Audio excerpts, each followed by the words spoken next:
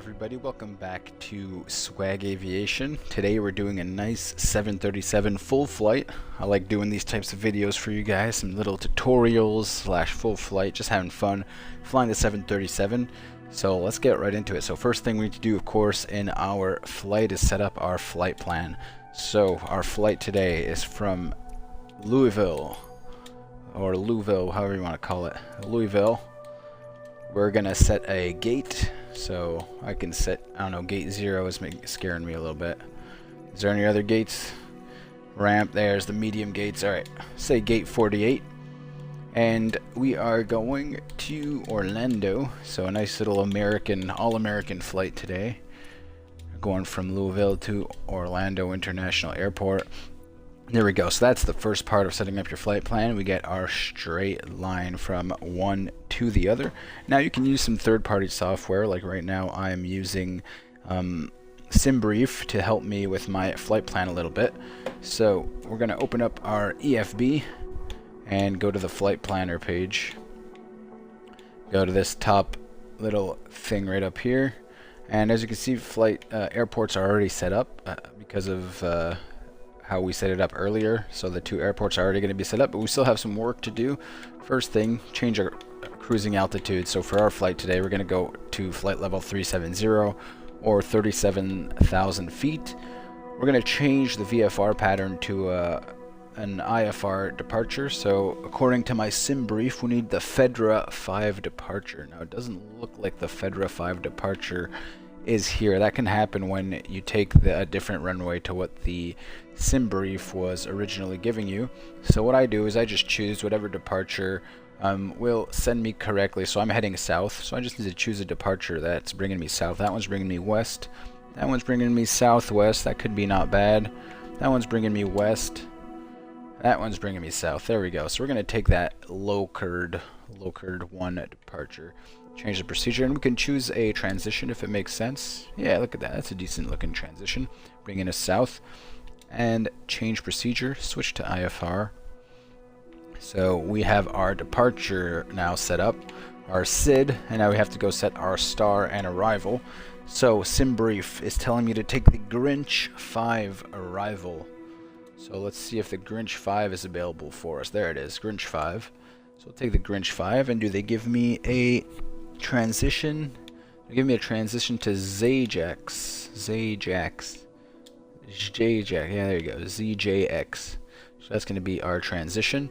And again, change procedure. So what we did right there, we set up our arrival procedure, and we set up our departure procedure. And now for the middle waypoints, I just keep it simple, and I press find route.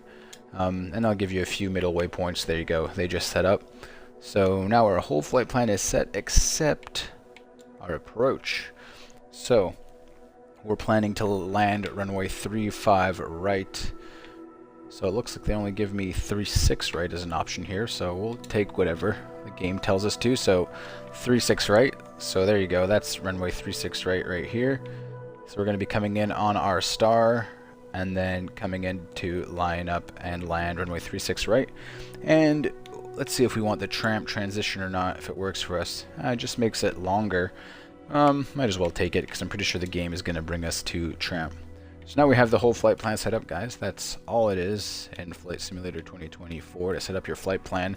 If you want to go more in depth and set up your own waypoints, you can do that too, just by doing add waypoint, or you can delete waypoints that you don't want. But for me, that is good enough. That gives us a nice realistic aviation flight plan. And do not forget to send to ATC or avionics, or else it's not going to be in the plane. And to make sure it's set up correctly, just go look over here. So yeah, there you go, all your waypoints are set up and it looks good. You always want to double check. Sometimes it'll send you on a waypoint that's just out in the middle of nowhere, and you want to make sure you delete that waypoint. But it looks like everything's good, guys, for this flight. So there we go, flight plan setup is done, and now I take it a little bit further and I do a briefing. You don't have to do a briefing, but I think it's important to brief your departures. So let's go look at our RNAV1, our Loker Romeo Delta departure here. So we're planning to take off runway 17 left, I think. No, that's what it's given me here. Sorry, what runway are we taking off from today? 17 right. Alright, cool. So 17 right. So yeah, we're departing towards the south, which is already cool. Departed on the runway 17. So, which one is 17 right? It's probably... We're taking the Loker one.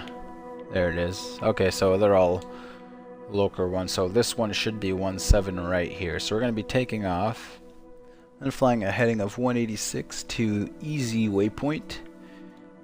And then Woody. And then all the way to the Loker 1 Delta waypoint, Loker, and then we have our transition. So it seems pretty simple. Expect for departure. Now let's see what we have to expect for arrival with the Grinch 5. This is a nice big arrival, or long arrival I should say. And we were coming in on the ZJX transition. I don't even know how to say that. ZJX transition. Grinch 5. So we're coming in.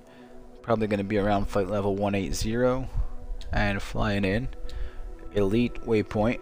Mayor. There we go. Mayor. At or above flight level 240. Alright, so we'll still be quite high. At or above 240 at Mayor. Then at or below flight level 260 at that Cokes waypoint. And we have a speed restriction. Or actually it's a exact speed. So they want us to be at 290 knots at Gerting. So we have to remember that. Obviously we're going to brief it again once we're arriving. But yeah, 290 knots at Gerting. Then we got Grinch, Blake's, and all these restrictions. 280, 250, 220. So we're either going to be flying on VNAV or doing that on our own. I usually like to do it on my own. And then at Bryce, looks like we fly downwind heading, and then we're probably going to get a clearance from the tower to line up and fly the ILS approach into runway 35 right, or 36 right it was. Alright, into that ILS arrival. So once we reach that Bryce waypoint, that's when we're going to get our turn, and we're going to be coming to fly that 36 right arrival via the tramp transition as we set it up. 1,600, that glide slope, intercepting at 1,600 at Jackor, 110.7 or 110.7, yeah, on the ILS frequency. So there you go. Just a little briefing like that, guys, just to make sure you have an idea what your flight is. You can always do it once you're in the plane, but that's pretty much how I set up my flights on the simulator. And from here we can actually do the fun part and get flying. Let's go.